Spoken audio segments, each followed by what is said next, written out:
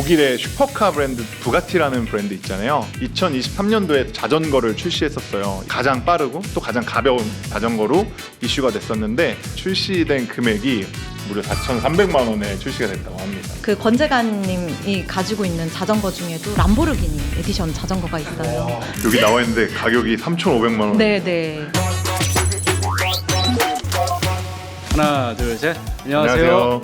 무인사 매거진 비공식 트렌드 에디터 수호입니다. 무신사 매거진 비공식 트렌드의 브랜딩을 서포트하고 있는 박종진입니다. 비공식 트렌드가 요즘 좀 되게 핫하다고 들었어요. 아, 저도 연락을 많이 받고 있어요. 많이 들었어요. 재밌게 하려고 한 건 아니었는데 네. 제가 재밌는지 다들 좋아하시더라고요. 저는 네가 뭔데 수호랑 이걸 찍냐. 저도 이제 할 말이 없더라고요. 네. 나도 잘 모르겠다. 그래가지고 작업 환경이 도와줬어요. 스튜디오가 네. 지하 스튜디오인데 지상으로 올라왔습니다. 2층으로 올라왔습니다. 2층으로 올라왔습니다. 아. 그래서 오늘 또 핫하고도 핫한 또 트렌드 주제를 갖고 왔더라고요. 네, 맞아요. 러닝만큼 핫하고 가장 비싼 취미 중 하나. 네, 맞아요. 자전거입니다. 오. 근데 요즘 네. 운동을 주제로 하는 콘텐츠를 많이 다루고 있는 것 같아요. 맞아요. 그래서 그 무신사 플레이어 담당자분들이 되게 좋아하신다고 들었어요. 요즘 사람들이 웰빙 건강을 많이 신경 쓰다 보니까 또 맞아요. 이런 유산소 운동 특히 이런 것들이 좀 트렌드가 되는 것 같은데 네. 하여튼 오늘 자전거 세계를 알려줄 자문위원은 아이돌 출신 자전거 수리공으로 화제가 된 그 분입니다. 와. 자전거 메케닉 김민지님 환영합니다. 환영합니다. 저는 인천 영종도에서 지구 자전거라는 자전거 매장을 운영을 하고 있고요. 인플루언서로도 활동을 하고 있는 김민지입니다. 선배님이세요. 아, 선배님. 네, 오투퍼 혹시 아시나요? 들은 적 있는 것 같아요 저는. 네. 제가 97년 말에 데뷔를 했었거든요. 아 진짜요? 네. 97년 말. 그때 수호 씨가 나이가 어떻게 됐을까요? 7. 네. 일곱 모르실만 합니다. 이해할게요. 조심하겠습니다. 네. 지금은 이제 자전거 미케닉으로 활동하신다라고 얘기를 들었는데 네. 자전거 미케닉으로 어떤 일을 하시는 건지 정확하게 잘 모르겠거든요. 이제 영어로 미케닉이라고 그럴싸해 네. 보이지만 어쨌든 정비를 하는 직업이고요. 네. 자전거 전반에 관련해서 수리, 정비 그리고 메인터넌스나 이런 것들을 다 보는 그런 일을 하고 있죠. 네. 자 이제 본격적으로 자전거에 대한 공식적인 이야기를 해볼 텐데요. 국내 자전거 인구 1,500만 시대라고 합니다. 서너 명 중 한 명이 자전거를 갖고 있다고 해도 무방한데 종진님은 자전거 갖고 계세요? 자전거 가지고 있지는 않은데 네. 아까 촬영 전에도 민지님께 잠깐 말씀을 드렸지만 오늘 제가 엄청 기대를 하고 있는 게 구매하기 직전입니다. 제가 어떤 자전거를 살지를 고민하고 있었거든요. 그래서 오늘 민지님께 또 여러 가지 이야기들 들어보면서 고민을 한번 해보겠습니다. 네. 수호님은 예전에 라이딩을 많이 하셨다고요? 정확히는 저희가 이제 데뷔 초에 밖에 나가기 쉽지 않았어요. 그러다 보니까 또 자동차 면허증 딸 시간도 없고 바람은 쐬고 싶고 한데 자전거밖에 없는 거죠 방법. 잠원지구 뭐 이런 데서 여의도 한번 갔다 오고 아니면 그 반대로 좀 구리 쪽 한번 맞아요, 맞아요. 아 사실 이거는 제작진이 찾아주신 건데 네. 수호님이 자전거 관련해서 명언을 하나 남기셨다고 해요. 그러니까요. 전 자전거를 타면서 음악을 듣지 않아요. 왜냐하면 그 순간에 들리는 모든 소리가 음악 같거든요. 바람 소리, 차 소리, 그 순간을 놓치면 다시 들을 수 없는 소리잖아요. 나는 낭만적인 얘기를 해주셨다고 합니다. 기억은 잘 안 나. 많이 힘들었나 봐요. 자유를 만끽하고 싶었나 봐요 저 때. 또 민지님은 라이딩 당연히 좋아하실 것 같은데 네.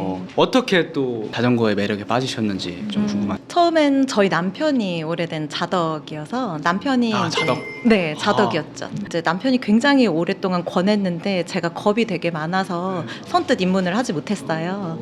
그러다가 이제 영종도로 이사를 가게 되고 남편이 이제 잠시 그 코로나 때 잠시 휴지기가 있었을 때 네. 자전거 정비를 이렇게 소박하게 저희 네. 집 차고에서 시작을 하게 됐거든요. 그래서 네. 남편은 본업으로 돌아가고 진짜? 본격적으로 내가 한번 이 비즈니스에 뛰어들겠다 네. 생각을 해서 제가 네. 라이딩을 하지 않고 손님들한테 설명을 할 수가 없잖아요. 네. 울며 겨자 먹기로 비즈니스를 위해 타야 해. 원래 무서워하셨는데. 네. 그리고 진짜? 막상 탔는데 너무 후회했어요. 이 재밌는 걸 왜 왜 안 내가 했을까? 이렇게 늦게 입문했을까. 재밌는 것 같아요. 그 그러니까요. 과정이 뻔하지 않은 것 같아요, 뭔가. 네. 네, 그래서 제가 나중에 성공하면 그 구글이나 MS도 다 네. 차고에서 시작했잖아요. 아, 그럼요. 그래서 저도 이제 차고 신화를 와. 가지고 오, 언젠가 차고 신화. 차고에서 시작했다. 네, 그런 그럼 뭐 스토리텔링을 가지고 성장하실 때 꼭 말씀해 주세요. 네, 알겠습니다. 그리고 홍콩 싱가포르 자전거 대회도 출전하셨다고. 네, 맞습니다. 활동을 하다 보니까 초청을 받게 돼서 홍콩이나 싱가포르 그리고 또 치앙마이 대회도 다녀왔고요. 그럼 자전거도 원래 본인이 타시는 자전거 가져가서 네, 대회에 맞습니다. 본인의 이제 피팅이 굉장히 중요하기 때문에 특히 로드 자전거 같은 경우 안장이나 여러 가지 핸들바나 이게 다르기 때문에 자기 자전거를 가져갑니다. 비행기로 위탁. 그럼요. 위탁 수화물로 자전거 캐리어가 따로 있어요. 자전거 종류가 워낙 많아서 대표적으로 어떤 게 있는지 좀 짚고 넘어가면 좋을 것 같습니다. 자전거는 일단 용도별로 크게 두 가지로 양분화할 수 있을 것 같아요. 일반 이제 생활 자전거 네. 그리고 스포츠 레저용 자전거. 일반 생활 자전거에는 아까 이제 종진님께서 말씀하셨던 미니벨로나 네. 이런 이제 생활 속에서 편리하게 탈 수 있는 시티형 하이브리드 자전거들이 있고요. 요즘에는 또 전기 자전거가 각광을 받고 있어서 전기 자전거 인구도 많이 늘어나고 있는 추세입니다. 그리고 이제 스포츠 레저용 자전거를 따지자면 대표적으로 로드 자전거 그리고 MTB라고 불리는 산악 자전거 네. 그리고 요새 또 철인 인구가 늘어나고 있거든요. 네. 그래서 트라이애슬론 같은 철인 자전거. 사실 근데 전기 자전거는 약간 속도가 너무 나가면은 자전거라기보다 오토바이. 바이크 같은 네, 느낌. 우리나라에서는 전기 자전거가 최고 시속이 25km로 제한이 되어 있어요. 그래서 25km 이상은 올리게 될 수 없게 막아져 있거든요. 그래요? 네, 더 당겨도? 더 당겨도 안 됩니다. 보기에는 언뜻 오토바이 같아 보여서 자토바이라고 이런 애칭이 그죠, 붙어 그죠, 있어요. 그죠. 네, 네. 그러니까 진짜 즐긴 라이더들 분들은 이 전기 자전거에 대해서 어떻게 생각하는지, 어떻게 인식하는지, 전통파가 아니다, 근본이 아니다, 뭐 이렇게 생각하시는지 좀 궁금하긴 했어요. 일단 장르가 완전히 다르기 때문에요. 네, 네. 전기 자전거 같은 경우는 법적으로 제가 25km 네. 속도 제한이 있다 그랬잖아요. 네. 로드 자전거는 시속 30km 이상 달리기 때문에 항상 앞서 나갑니다. 그래서 속도 면에서 굉장히 조금 다른 부분이 있고요. 네. 보통 커뮤팅으로 사용을 많이 하기 때문에 뭐 출퇴근이나 아니면 교통수단으로서의 자전거는 전기 자전거가 더 적합할 수 있고요. 네. 하지만 이제 운동을 목적으로 하시는 분들은 로드 자전거나 MTB 자전거를 타시기 때문에 아마도 겹치는 부분은 없지 않을까 싶어요. 그러네요. 지금 말씀해 주신 것처럼 그 목적성에 따라서 더 어울리는 자전거들이 있는 것 같아요. 자전거 소개를 해주셨는데 좀 대표 모델들을 좀 소개해 주시면 또 좋을 것 같아요. 일단 자전거 브랜드는 약간 유럽이 전통적으로 이제 인기가 많았죠. 그래서 비앙키나 콜라고, 피나렐로 같은 유럽 브랜드들이 있고요.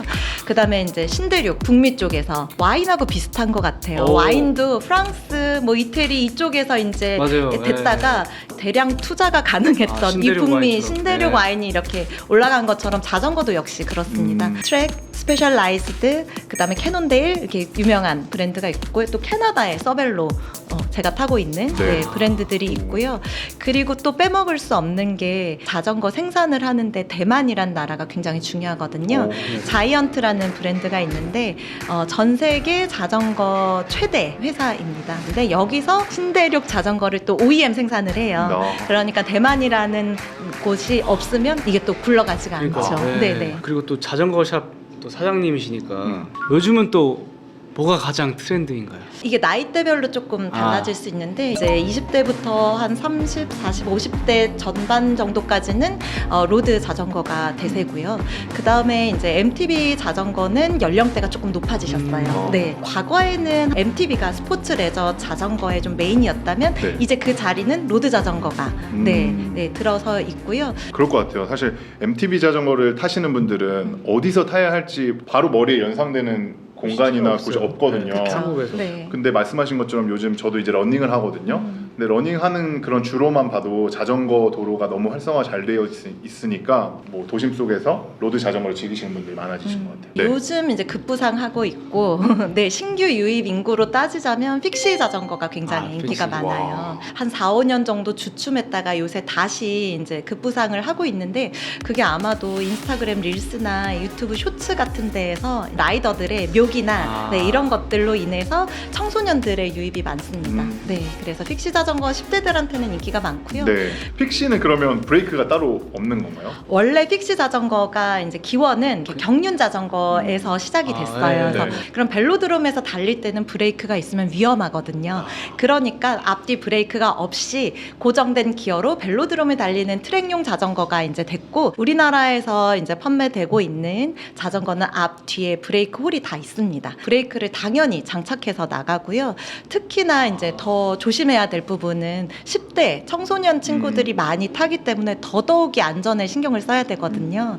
이거를 이제 아이들이 떼는 경우들이 종종 있어요. 네. 그럼 제가 혼내고 부모님께 바로 전화를 드리죠. 네. 네. 아이들 그런 부분. 교육까지 신경 쓰시는. 아, 그럼요. 저도 엄마니까 엄마의 마음으로. 그러니까 원래는 사실 픽시가 브레이크가 없이 뒤로 하면 딱 맞아요. 지금도 브레이크 그렇게 걸리는 스키딩이라고 네. 기술이 있거든요. 그래서 스키딩을 해가지고 이제 정차를 하는데, 스키딩으로 정차를 하게 되면 속도에 따라서 5m에서 10m 이상 정차 거리가 길어요. 그래서 위급할 때는 앞브레이크를 빨리 잡아서 정차를 시켜야 되거든요.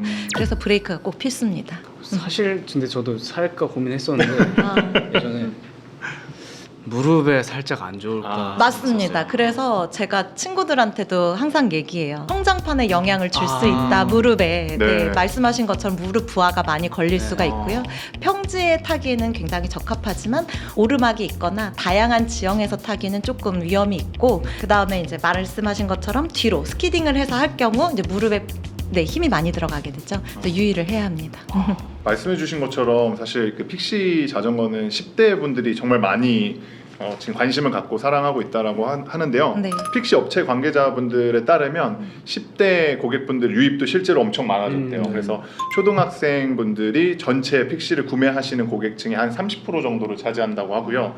거기에 이제 중학생, 고등학생, 10대들까지 합치면 전체 픽시 구매 고객층의 한 60% 정도를 차지한다고 해요. 네, 이렇게 활성화가 많이 된 데는 아무래도 이제 번장이라고 부르는 번개장터, 네. 당근이라던가 아, 이런 중고 플랫폼들이 활성화가 돼 있어서 학생들 사이에 대차라고 하거든요. 네. 자전거를 서로 바꾼다던가 중고 부품을 한다던가 네. 해서 이런 문화들이 굉장히 활성화가 돼서 인기가 많은 거죠.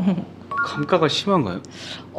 그때 다른데요. 픽시 같은 경우는 감가가 좀 심할 수 있고요. 또 학생들이 얌전하게 타지 않기 때문에 네, 프레임에 이제 스크래치라던가 이런 손상들이 있으면 네. 굉장히 감가가 높아질 수밖에 없죠. 예전에 제가 살려고 했을 때 좀 싸지 않았어요. 고가죠. 맞습니다. 근데 초등학생들이 요즘 타고 다닌다고 해서 네네. 어떻게 가격이 좀 그래도 되게 90만 원에서 100만 원 정도가 입문급으로 와. 해서 가장 많이 와. 타고 있고요. 어른들은 5, 60만 원짜리 하이브리드 자전거도 굉장히 고심하고 비싸서 못 사시는데, 자녀들이 이제 조르니까 네. 이제 100만 원 되는 자전거를 이렇게 턱 사주시더라고요. 소비의 중점이 가정 경제 내에서 네. 아이들이 가지고 있는 포션이 조금 크지 커졌죠. 않나. 네. 네. 저도 이 부분에 되게 공감하는 게, 저는 어쨌든 이제 안경 쪽 일을 하고 있으니까 되게 재밌었던 게, 르노라는 독일 안경 브랜드가 있어요. 가격대가 꽤 고가인 안경 브랜드인데, 뉴진스 멤버분 중에 한 분이 그 르노 안경을 착용하셨는데, 그걸 보고 어머님 아버님 모시고 네. 그 고가의 안경을 사달라고 매장에 방문을 하시는 거예요. 말씀해 주셨던 것처럼 어머님 아버님께서는 10대 꼬마애가 갑자기 한 7, 80만 원대가 너무 훌쩍 넘어가는 완전 클래식한 어른 안경 같은 걸 산다고 하니까 기가 막히시죠. 근데 선뜻 또 구매를 해주시더라고요. 진짜 부모님들 대단하시네요. 살짝 그 자전거 가격 이러면서 돈 얘기가 좀 나왔는데 재밌습니다 역시. 비공식 트렌드의 가장 비공식적인 부분이 사실 돈 얘기거든요. 그쵸. 경제 중요합니다. 네. 사실 픽시뿐만 아니라 어른들 자전거도 좀 비싸면 중형차 가격까지도 그럼요. 한다고 네네네. 들었는데 네. 일단 가격이 고가입니다. 그래서 오늘 들고 나온 제 자전거가 1,000만 원이 좀 넘거든요. 와. 자물쇠를 큰 거 걸어야겠네. 그런데 이제 생각해 보면 취미가, 이게 저희 남편이 이제 취미 부자라서 오디오, 카메라, 시계, 비싼 네, 장비들만 늘 네. 취미로 가지시네요. 시계줄 하나에 뭐 100만 원 넘잖아요. 네. 그래서 그거로 따진다면 그런 여러 취미 영역 중에서 내가 장비 하나를 1,000만 원 정도 투자한다는 거는 이제 좀 다르게 생각해 보면 투자 가치가 있을 수 있고, 또 이걸 가지고 투자한 만큼 내가 뽕을 뽑아야 되기 때문에 한 번이라도 더 운동을 아. 하면 내 건강에 도움이 되고 네. 네, 이런 입장으로 생각해 보면 당연히 이제 가치가 있는 투자다라고 저는 말씀은 드리지만 어쨌든 절대적으로 고가의 장비이기 때문에 20대보다는 한 3, 40대 분들이 메인 스트림이라고 할 수 있죠. 근데 사실 말씀 막 해주셨는데 네. 아까 그 가격을 얘기해 주시고 나서는 제가 자전거만 계속 보게 됐는데 네. 민지님 자전거는 어떤 것 때문에 그렇게 비쌀까요? 일단 이제 자전거가 입문을 하신다 하시면은 이제 100만 원대는 알루미늄 프레임의 자전거가 있고요. 오, 네. 이제 그보다 이제 고가의 프레임으로 넘어가게 되면 카본 프레임입니다. 네, 운동화에서도 이제 카본 플레이트가 들어가면은 일단은 네. 가격대가 2배 이렇게 올라가잖아요. 네. 일단 장점이 가볍거든요. 네. 또 카본의 원사들을 이렇게 덧대어서 성형을 하기 때문에 자전거 디자인이 자유도가 높습니다. 아. 프레임이 이제 튜빙이 이렇게 넓게 에어로 자전거라던가 네. 디자인을 조금 더 멋있게 공기 역학적으로 네. 만들 수도 있고요. 그 다음에 일단 탔을 때 승차감도 굉장히 편안해지고요. 진동을 흡수하거든요. 알루미늄보다는. 네. 부식성에도 강하고 그래서 여러 가지 장점이 있어요. 그리고 환율이 올라간 것도 아. 큰 몫을 하고요. 맞아요. 여러 가지 면으로. 네. 제가 조심스럽게 한번 들어봐도 될까요? 그럼요. 저는 사실 네. 비교군이 없기 때문에 네. 뭐 들어봐도 사실 이게 가벼운 건지 아. 무거운 건지 그거에 대한 걸 감이 안 올 것 같은데 수호님은 전에 자전거를 타셨었으니까 이게 얼마나 가벼운 건지 체감이 확 되실 것 같아요. 가벼운데? 민지님 자전거를 만약에 타고 제가 도로에 나간다. 네. 그럼 약간 제가 어깨가 으쓱해도 되는. 좋은 자전거, 좋은 브랜드인데요. 네. 저는 사실 장비로 으쓱하기보다는 그렇죠. 실력으로 그 으쓱하는 다리로 게 그죠? 네, 그렇습니다. 정진님. 엔진이 중요합니다. 제가 들어봤는데 네. 정말 가볍거든요. 네. 100g 줄이는데 100만 원이 들어간다는 말도 있더라고요. 그런 우스갯소리가 있습니다. 일단 자전거가 경량화하는 데에 이제 몇 가지 부분인데 첫 번째는 프레임이고요. 네. 두 번째는 구동 부분 그리고 휠 이렇게 세 가지가 아주 핵심적인 경량화할 수 있는 파트고요. 그 외에 뭐 핸들바 안장까지도 요새는 다 카본으로 나오기 때문에 네. 경량화를 하게 되면은 이제 비용이 올라가죠. 독일의 슈퍼카 브랜드 부가티라는 브랜드 있잖아요. 2023년도에 자전거를 출시했었어요. 이게 당시 세계에서 가장 빠르고 또 가장 가벼운 그런 자전거로 이슈가 됐었는데 사실 무게가 5kg 정도였다고 해요. 카본 자전거는 한 6에서 7kg 와. 사이고 알루미늄 자전거가 한 10에서 네네네. 12kg. 아, 네네네. 어쨌든 평균치보다도 어쨌든. 훨씬 더 경량화되어져 있는 그런 자전거인데 그런 카본 플레이트 소재가 차체의 95% 정도. 근데 출시된 금액이 무려 4,300만 원에 출시가 됐다고 합니다. 와. 제가 그 이제 권재관님하고 홍콩 자전거 대회를 네. 같이 갔었거든요. 이제 저보다 훨씬 오래된 원조 자덕 자덕자. 개그맨이신데 와. 그 권재관님이 가지고 있는 자전거 중에도 또 람보르기니 에디션 자전거가 있어요. 와, 여기 나와 있는데 가격이 3,500만 원. 네네. 국내 몇 대 없는 야. 희소한 와. 자전거들이거든요. 타 브랜드에서 만드는 자전거들은 공기 역학적인 측면을 굉장히 신경을 많이 썼기 때문에 UCI 기준에서는 많이 벗어나게 됩니다. 그래서 실제 이제 경기에서 프로 선수들은 사용할 수가 없는 자전거들이죠. 그렇다면 저희가 좀 카본 이런 얘기를 했었는데 네. 사실 카본화는 이게 좀 무릎이나 뭐 발목이 안 받쳐주면은 카본화가 좋지 않다고 많이 들었어요. 네, 운동화의 카본 플레이트는 이제 내 신체와 그죠. 결착이 되어 있는 부분이라서 아마 이제 근육에 받는 이런 피로도라던가 아니면 충격 이런 것들이 있어서 이제 초심자들은 카본화를 신지 말라라는 이슈가 있는데요. 무게가 가벼워질수록 이점들이 굉장히 라이딩할 때 많이 있거든요. 그래서 취미에 투자를 얼만큼 하겠다라는 의지의 차이인 것 같아요. 입문자분들이 자전거에 1,000만 원 이상 투자한다. 네. 종진이 1,000만 원 이상 산다. 네, 스포츠 레저용 자전거를 1,000만 원으로 타보지 않은 분이 입문하는 건 저는 말려요. 왜냐하면 이게 나랑 맞지 않을 수 있거든요. 이런 고가의 자전거를 나중에 이제 재판매를 하거나 내가 이걸 처분을 할 때 리스크가 많이 커요. 네. 그래서 저는 잠깐이더라도 중고로 하던가 아니면 저렴한 자전거를 입문을 해서 좀 더 진지하게 내가 취미생활로 투자를 하고 싶다라는 게 확신이 들 때 넘어가시라라고 말씀을 드리죠. 혹시 그러면 보시기에 네. 저희 수준에 맞는 추천해 주실 수 있을까요? 오늘 나온 목적이 꼭 로드 자전거에 내가 입문을 시켜보겠다. 아, 저요? 네네. 왜냐하면 일단은 몸이 굉장히 날렵하시잖아요. 네네네. 제가 정확히 모르지만 근력이나 이런 것들이 좋으실 것 네네네. 같아요. 또 로드 자전거가 약간의 승부욕이 필요하거든요. 속도나 이런 것들에 있어서 또 수호님께서 개인적으로 조금 도전을 하거나 네, 이런 데 재미를 느끼시지 않을까. 서벨로를 추천을 드리고 싶은데요. 서벨로. 네, 제가 타고 있는 이거는- 브랜드이기도 한데 솔로이스트라는 모델을 시작을 하시면 한 6,700만 원부터 시작하실 수 있습니다. 여기는 이제 아까도 말씀하셨듯이 여기는 네, 감성을 중시하고 네. 네, 예쁜 카페와 네, 이런 곳에 땀 흘리지 않고 또 사진을 찍었을 때 좀 예쁘게 멋스럽게 남들한테 좀 보여지는 것도 좀 있어 보이게 근데 네, 맞습니다. 네, 진짜. 그런 브롬톤과 몰튼인데 네. 이 두 브랜드가 이제 굉장히 그런 문화가 잘 되어 있어요. 네. 도모에도 잘 되어 있고 그래서 네. 잘 어울리실 것 같습니다. 아, 감사합니다. 브롬톤과 볼튼? 네, 몰튼. 몰튼입니다. 아. 브롬톤 같은 경우는 접이식 자전거인데요. 네.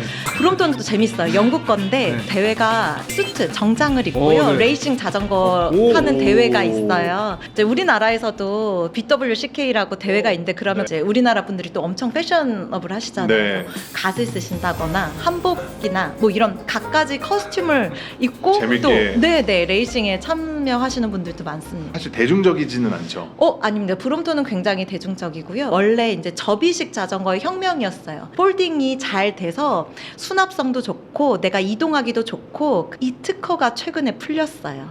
그래서 유사 브롬톤이라는 말도 나올 아. 정도로 풀린 특허를 이제 가지고 이제 중국에서 대량으로 저렴하게 생산하는 아. 이제 이런 미니벨로도 네 있습니다. 말씀해 주신 것처럼 그 패션에 관심 있어 하시는 분들이 되게 많이 좋아하시잖아요. 네. 실제로 브롬톤은 패션 콜렉션들도 론칭을 했어요. 맞아요. 그런 어페럴 라인들이 나오고 있는데 오. 그래서 브롬톤을 한번 경험을 해봐야 됩니다. 사실 이제 인기 자전거 브랜드의 인기도는 월드 투어 선수들의 성적과 연관이 많습니다. 이탈리아나 프랑스에서 열리는 월드 투어 경기가 있는데요. 그러니까 상위권 그룹에서 타는 자전거가 어떤 자전거냐에 따라서 동호인들한테 이제 선호도가 달라지게 되거든요. 이거는 대회랑 별개로 그러면 자전거 타고 가장 장거리 운전 그 라이딩 한 게 네. 어느 정도? 한 160km 정도 됐던 와. 것 같아요. 봄 되면 이제 편서풍이 불어오면서 속초에 껌 사러 간다 많이 얘기를 하거든요. 그러면 반포에서 시작해서 속초까지 뒷바람을 맞으며 껌 사러 갑니다. 갔다가 어떻게 다시 돌아와요? 거기서 이제 고속버스 타고 아. 복귀합니다. 그럼 버스 거기서 터미널에 이제 자전거를 실어주십니다. 실어주고. 네. 아. 고속버스가 한 3대까지인가는 실어주신다고 하더라고요.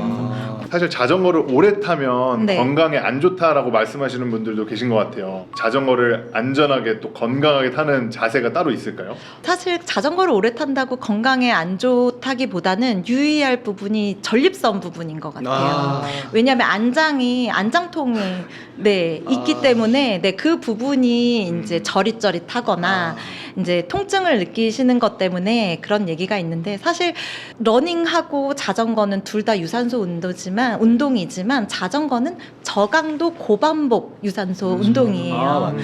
그렇기 때문에 러닝보다 훨씬 더 오랜 시간을 페달링을 해서 내가 유산소 운동을 하고 무릎에 부하가 가지 않는 되게 좋은 운동이거든요. 네. 무릎 수술하시는 분들이 재활을 하거나 러닝 하시는 분들이 무릎 부상으로 조금 힘들 때 자전거로 유산소를 이제 보강 운동을 하시는 경우들도 많아요. 맞아요. 그런데 이제 잘못된 자세로 타게 되면은 말씀드린 것처럼 통증이 있을 수가 있는데 저는 자전거가 코어로 탄다고 늘 말씀을 드리거든요. 코어가 무너지게 되면 자세가 무너지고요. 그렇게 하다 보면은 이제 자전거에 이렇게 기대게 되죠. 어깨가 아. 올라가서 어깨가 아프다거나 아니면 손목에 이렇게 지지를 많이 해서 손목에 네. 이제 힘이 들어가거나 그죠. 이제 코어를 중심을 잡고 이 어깨와 팔 부분은 가볍게 힘을 빼고 이제 주행을 계속 지속적으로 하는 게 좋고 또 안장 높이도 굉장히 중요한데요. 너무 높거나 너무 낮으면 당연히 무릎이나 햄스트링 쪽에 통증이 있을 수밖에 없기 때문에 그 부분을 잘 체크하셔서 타시면 네 장거리가 타더라도 전혀 문제는 없으실 거예요. 가장 패션에 대해 네. 말 안 할 수가 없습니다. 네. 장비를 많이 가져와 주셨는데요. 다 네, 헬멧 가격 궁금해하시면 헬멧 맞아요. 가격은 20만 원대부터 이것도 한 5, 60만 원대까지 올라가고요. 저 헬멧은 또 카본이 들어가 있거든요. 와. 오른쪽에? 까만 부분이 카본입니다. 우와. 그래서 우와, 들어보시면 가볍죠. 우와. 진짜 어렵다. 네. 100km 탈 동안 2시간, 3시간 몇 시간이고 쓰고 있어야 되는데 무게가 무거우면 두통이 올 수도 있고요. 그죠. 힘들어요. 그리고 더우면 안 쓰게 되고. 음. 그래서 가벼운 헬멧이 네, 좋습니다. 장비를 보니까 예사롭지가 않거든요. 혹시 어느 정도 지금까지 투자하신 것 같으세요? 장비는 1,000만 원 될 것 같은데. 1,000만 원까지는 아니고요. 이제 시즌별로 한두 개씩 이제 차곡차곡 쌓이다 보니까 자덕분들 좀 뭐 5년 이상 된 분들은 헬멧만 해도 한 6, 7개는 다 왜냐면 매년 하나만 사도 네, 그렇죠. 네, 그렇죠. 네, 네. 그럼 1,000만 원인데.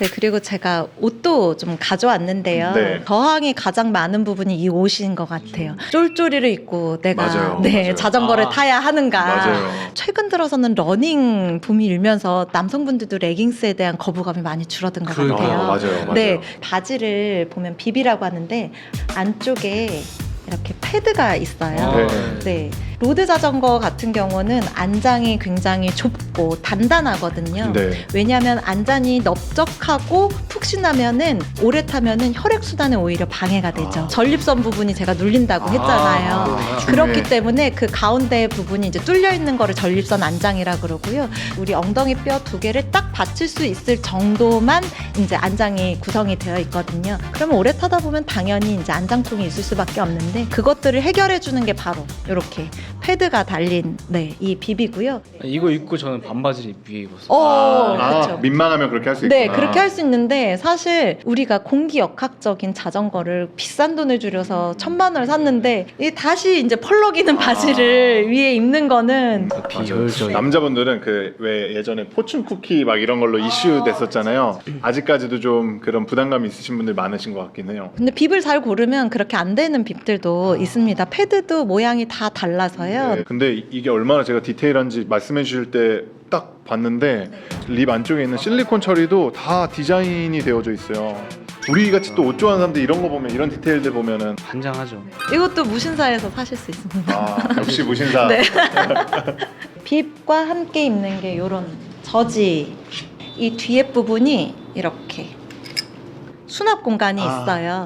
왜냐하면 가방을 메고 탈 수가 없기 때문에 네. 여기에 이제 간단한 뭐 보급식도 넣고요. 소재가 굉장히 얇고요. 약간- 네, 신축성이 있어서 잘 늘어납니다.